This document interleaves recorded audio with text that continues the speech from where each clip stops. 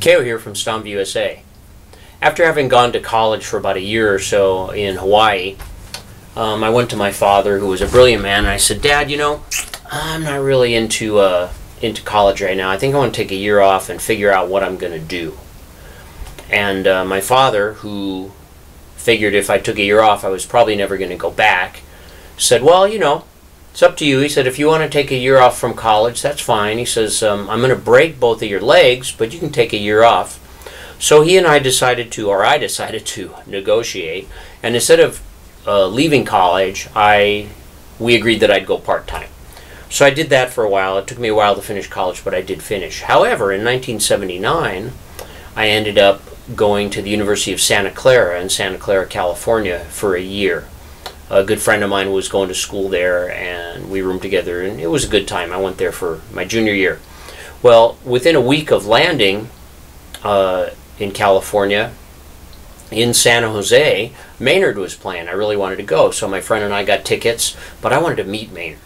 So I went to the school newspaper, college newspaper, and said, "Hey, I'd really like to be a writer with you guys, and the first assignment I'd like to do is I'm going to this concert, and I'd like to interview Maynard about his new album Carnival, which was just out, and other things about his career and this and that." And so the school said, "Oh, that'd be great." So they arranged for me to get a little press pass so I could go see Maynard after the show. So myself and my friend went to the show. It was amazing. Afterwards, we went to see Maynard in his dressing room. We had the press pass, so we got in. And Maynard was really, really cool. I mean, he was so friendly, and he was nice, and he had a big steak there that he was eating. I think he was drinking champagne after the gig, and his road manager was there. And I was asking him kind of general questions about his career and all the things that, someone would ask Maynard to do an interview.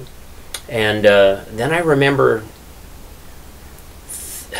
asking a question I probably shouldn't have asked, which was, "Well, Maynard, you've done a lot of great jazz tunes in the past and this and that, and this new record, Carnival, it's got a bunch of pop tunes on it. How do you feel about that?" And I was kind of demeaning about it, and he kind of rose up and he said, he says, "I don't record anything that I don't like." And he says, "If I keep recording the same stuff over and over again," he says, "it's just going to get boring." And he said, "You're a trumpet player, right?" And I said, "Yep." And he said, "Always try to do new things.